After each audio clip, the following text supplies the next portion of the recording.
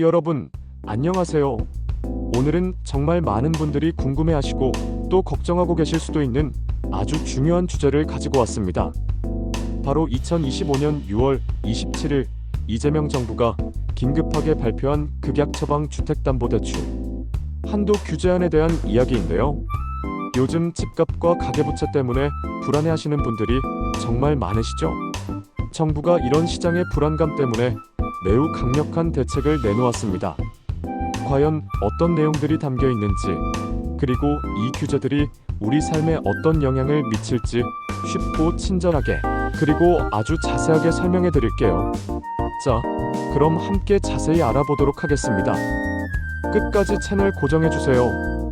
먼저 가장 핵심적인 대출 규제 내용부터 살펴볼까요? 이 규제들은 2025년 6월 28일부터 전격 시행된다고 하니 지금부터 더욱 귀 기울여 잘 들어주셔야 해요.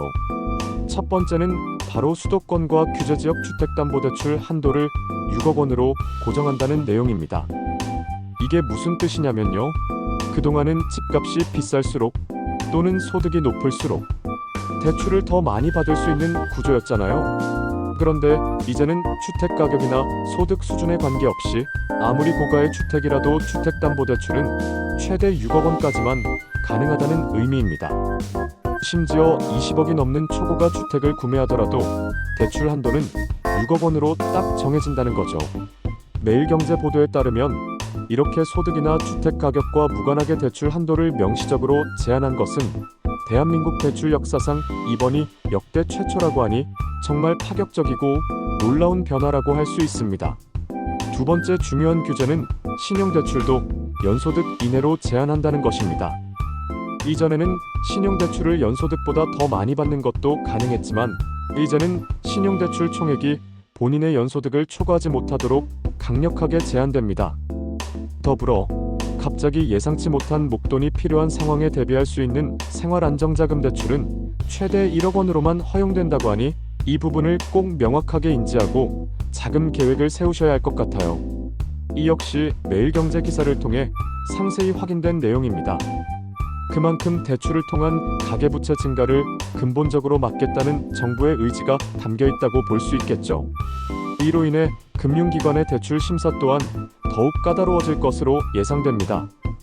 세 번째는 다주택자 대출 규제 강화입니다. 이 부분은 특히 기존에 여러 채의 주택을 보유하고 계신 분들이나 추가 매수를 고려하고 계신 분들이라면 더욱더 눈여겨보셔야 할 텐데요.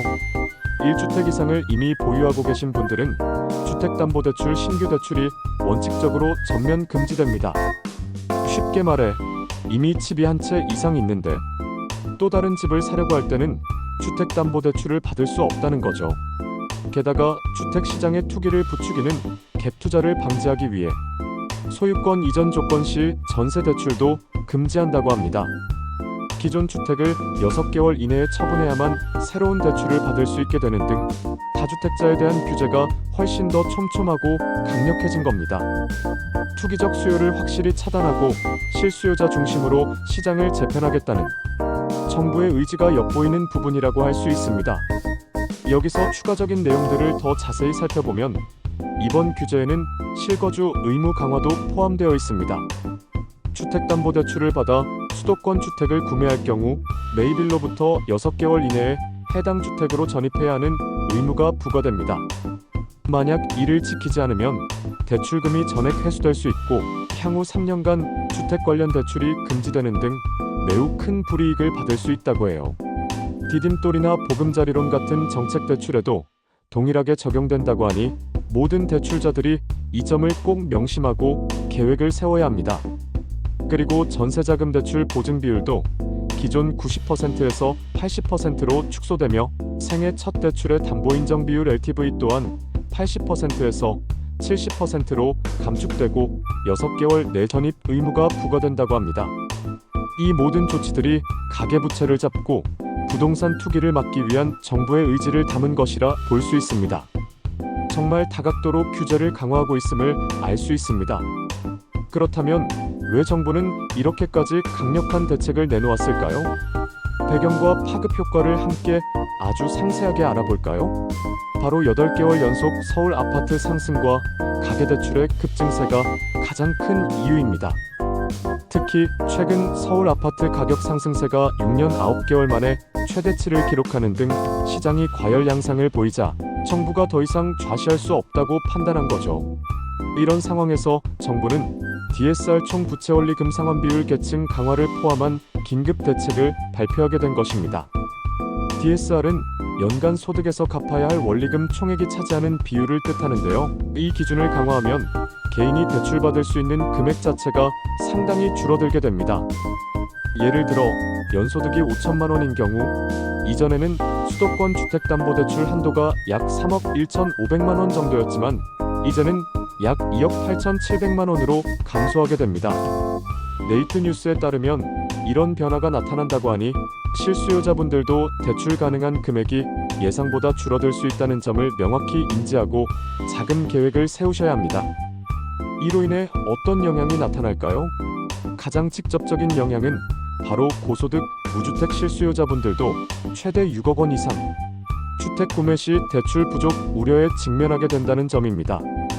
기존에는 소득이 높으면 대출도 많이 받을 수 있었지만 이제는 대출 한도가 6억 원으로 고정되면서 이분들도 원하는 주택을 구매하기가 어려워질 수 있다는 거죠.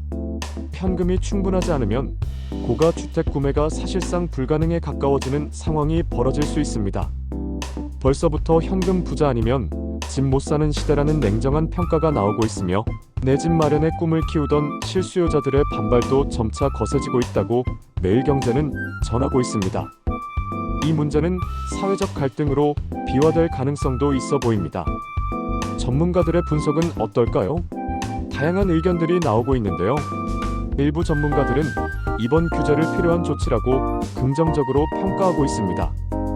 과도한 가계부채 증가를 막고 부동산 시장의 과열을 시키기 위해서는 불가피한 선택이라는 의견이죠. 이는 거시 경제의 건전성을 확보하는 데 기여할 것이라는 분석입니다. 하지만 동시에 주택 공급 대책 없이는 근본적인 문제, 해결이 되지 않는다는 회의적인 시각도 만만치 않게 존재합니다. 대출만 조이는 것은 단기적인 효과만 있을 뿐 장기적으로는 주택 공급 부족 문제를 해결해야만 시장이 안정될 수 있다는 지적입니다. 이투데이 보도에 따르면 특히 DSR 규제, 예외 전세나 소액 대출 등에 따라 전반적인 대출 축소 효과가 기대만큼 크지 않을 수도 있다는 지적도 있습니다. 즉, 일부 대출에는 규제가 적용되지 않아 전체적인 대출 감소 효과가 정부의 의도만큼 나타나지 않을 가능성도 있다는 의미입니다. 따라서 정부는 시장의 변화를 면밀히 주시하며 추가적인 대책을 마련해야 할 것입니다.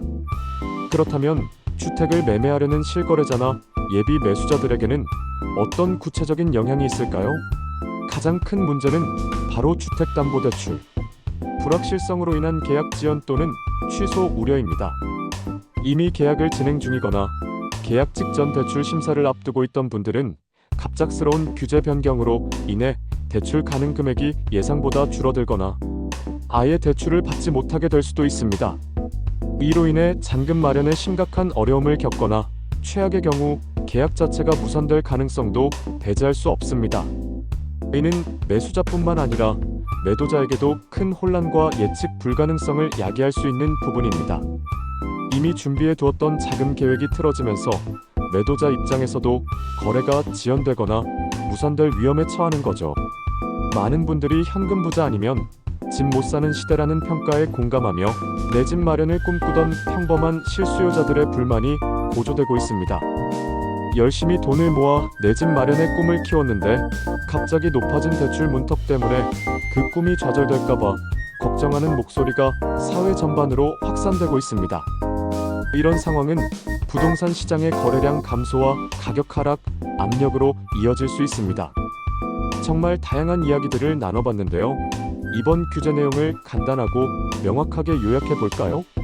먼저, 주택담보대출 한도는 집값이나 소득과 관계없이 6억 원 이하로 일괄 제한됩니다.